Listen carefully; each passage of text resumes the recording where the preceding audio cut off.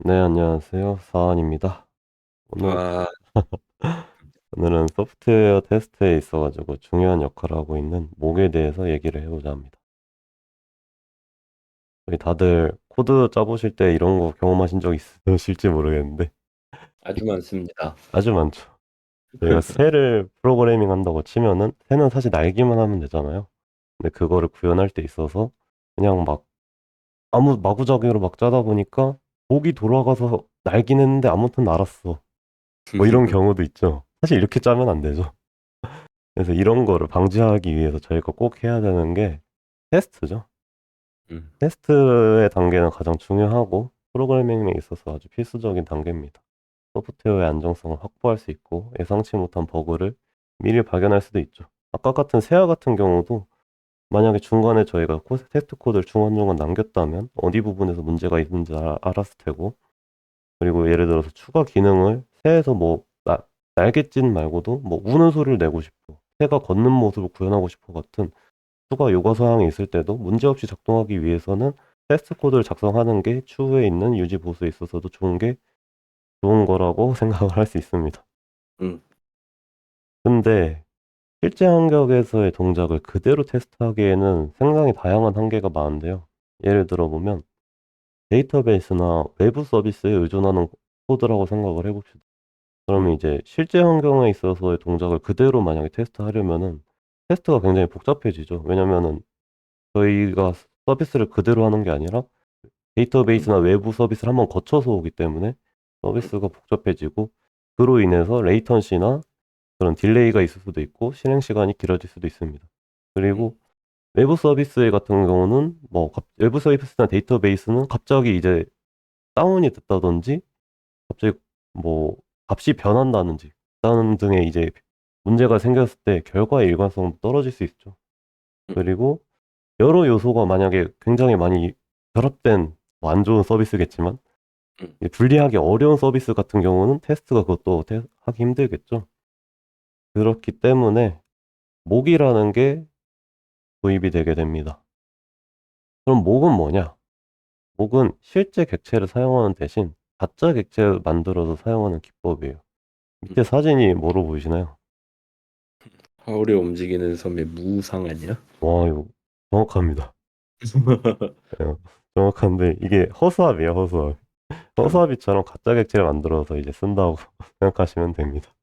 음, 그래서 목을 좀 더 깊게 알아보면은 테스트 더블의 목을 의미하는 거거든요. 그래서 호출에 대한 기대를 명세한 다음에 내용에 따라 동작하도록 프로그래밍된 객체라고 합니다. 그러면은 테스트 더블이 뭐야라고 싶겠는데, 테스트 더블은 뭐냐면 테스트를 진행하기 어려운 경우 이를 대신해서 테스트를 진행할 수 있도록 만들어주는 객체거든요. 거기에 음, 있어서 크게 더미, 페이크, 스톱, 스파이, 목이 있는데 저희가 항상 들어왔던, 아, 테스트 코드 할 때 목 써야 되는데 할 때 나왔던 목이 여기서 나온 거예요. 그래서 음, 이런 테스트를 대신 진행할 수 있는 객체가 목만 있는 게 아니라 범이나 페이크, 스톱, 스파이 같은 여러 종류가 있으니까 이것도 한번 찾아보시면 좀 더 도움이 되실 것 같습니다. 근데 음, 저희는 이번에 목만 알아보게 될 거고요. 한번 예를 들어봅시다. 지금 이게 퍼즐인데 엄청나게 서로 잘 결합이 되어 있죠? 여기서 이걸 저희가 서비스하고 있는 코드라고 생각을 해보고, 음, 난 저 주황색 요소를 한번 테스트 해보고 싶어 라고 생각을 해보면은, 어, 이걸 테스트하기 쉬워 보이나요? 굉장히 힘들어 보이지 않나요? 왜냐면 어, 주황색의 퍼즐이 작동하기 위해서는 그 옆에 있는 지금 파란 색깔 퍼즐들도 필요하고, 심지어 음, 그 파란 색깔 퍼즐들도 초록색 퍼즐이나 노란색 퍼즐 같은 다른 외부의 도움이 계속 필요한 상황이에요. 음, 그럼 이런 상태에서는 되게 주황색 요소만 딱 뽑아서 테스트하기가 어렵죠. 음, 그래서 이 주황색 요소를 가지고 와가지고 저희는 목이라는 각자 객체를 이렇게 우리가 직접 만들어서 끼워 넣을 겁니다. 음, 그럼 이렇게 끼워 넣으면은 이 목이라는 각자 객체는 저희가 이제 저희가 설정한 값만 반환하게 해놔가지고 항상 음, 같은 값이 나올 거예요. 그럼 음, 이렇게 했을 때 저희의 장점은 뭐냐? 테스트의 복잡성을 일단 줄일 수가 있고, 테스트의 범위를 저희가 직접 제한할 수 있고, 그리고 저희가 설정한 값만 나오기 때문에 일관된 테스트 결과를 얻을 수 있거든요. 이와 같은 목이 이런 장점이 존재한다는 걸 보여주기 위해서 이런 예시를 사용을 했고, 하나 더 예시를 들어보기 전에 테스트 코드의 품질이 상승한다고 적어놨었네요, 제가. 음. 그래서 하나 더 예시를 들어보면은, 이거는 제가 임의로 한번 써본 코드인데, 외부 서비스인 기상 서비스를 가져온다고 생각을 해봤어요. 저기 API weather.com이라는 게 있죠.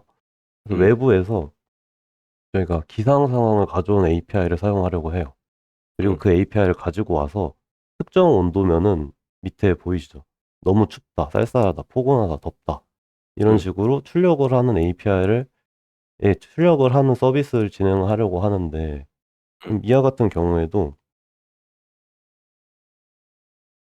모든 테스트를, 모든 케이스를 테스트해보고 싶다고 치면은 저희가 음. 이걸 임의로 조정을 할 수가 있나요? 할 수가 없죠. 뭐지?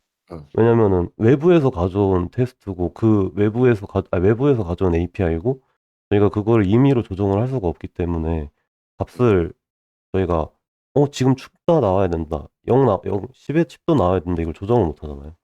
그래서 음. 이런 경우에도 문제가 되기 때문에 목을 사용한다고 보시면 될 것 같습니다. 그러면은 자바에서 있어서 목은 뭐냐? 자바에서는 굉장히 많은 목 프레임워크를 사용할 수 있는데 가장 널리 사용되는 거는 이런 모키토라는 라이브러리가 가장 많이 쓰이고 있어요. 음. 옆에 이제 이미지 사진이 음. 모키토의 사진이고요.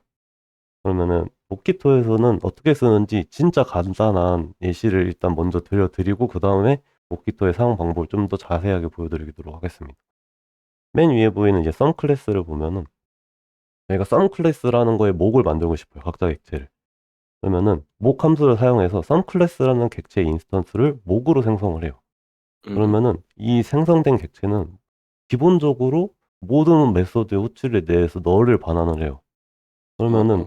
일단 만들어지긴 했고 객체가 그거에 반환값은 무조건 널만 나오는 거예요, 얘는. 그러면 사실 의미가 없잖아요, 널만 나오면은.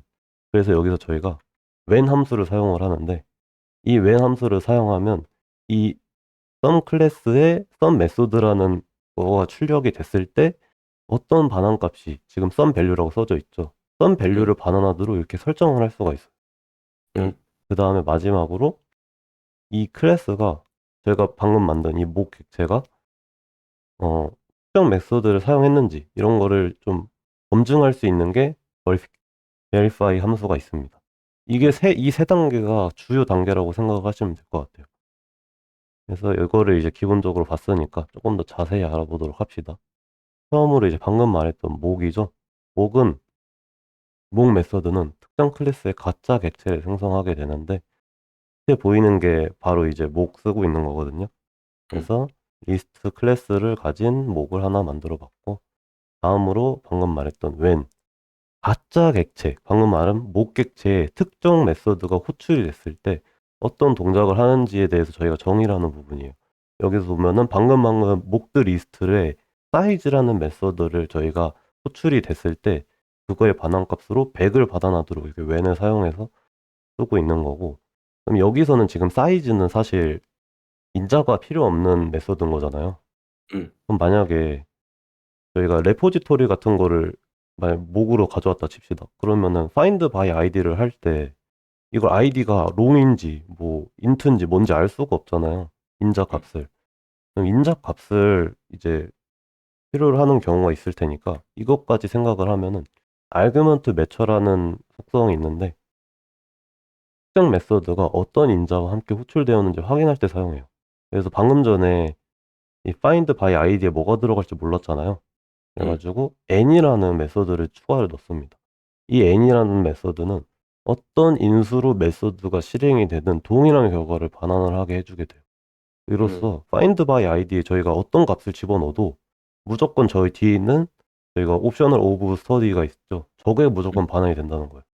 음. 그래가지고 n이는 어떤 인수로 들어가도 반환을 하지만 밑에 나와 있는 any int, any boolean, any float, 뭐 any set 이런 것처럼 되게 다양한 메소드가 있어요. 그래가지고 이거를 적절하게 사용을 하면은 좀 더 이제 유연한 목 객체를 저희가 또 만들어낼 수 있겠죠.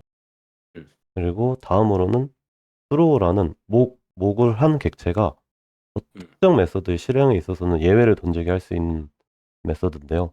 위에 거부터 보시면은 보이드 타입이 아닐 경우에는 댄스로를 사용해가지고 만들 수 있어요. 그래서 여기 댄스로 해서 new illegal argumentation exception을 발생시키도록 했고, 밑에 거는 이제 보이드 타입일 경우, 여기서 보면은 스터디 레포지터리에 validate라는 거를 저희가 실행을 할 건데, 사실 검증을 하는 거는 저희가 보이드로 많이 하잖아요. 근데 보이드 값일 경우에는 앞에 do스로, 댄스로 대신에 do스로를 해가지고 할 수가 있습니다. 그리고 마지막으로 검증인데, 검증은 되게 종류가 다양해요. 여기 있는 걸 제가 다 가져온 건 아니고 일부를 가져왔어요. 그래서 특정 메소드가 기대한 대로 호출되는지 검증을 하는 건데, 여기서는 times를 넘겨가지고 몇 번 호출됐는지 검증을 한다든지, never를 넘겨가지고 한 번이라도 시행을 됐는지 확인을 하거나, 아니면 at most, at least 뭐 이런 식으로 조건을 줘가지고 검증을 할 수 있습니다. 그리고 이 노드를 사용해가지고 순서를 검증할 수도 있어요. 이 메소드가 먼저 나왔는지 저 메소드가 먼저 실행됐는지. 까지가 제가 모키토에 대해서 설명을 다 드린 것 같고요.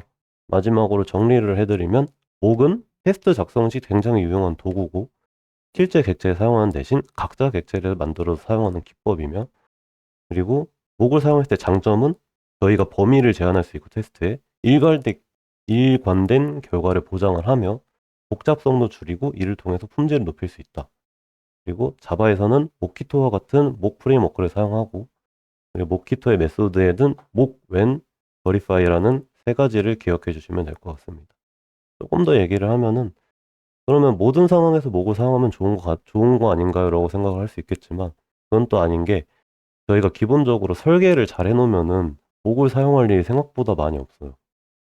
그래가지고 테스트할 대상이 뭔지 정확하게 파악하시고 충분히 고민을 한다면 목을 사용하지 않을 경우도 있을 테니까 좀 더 많이 생각을 해보시면 좋을 것 같습니다. 오케이. 까지가 이번 내용입니다. 짝짝. 감사합니다.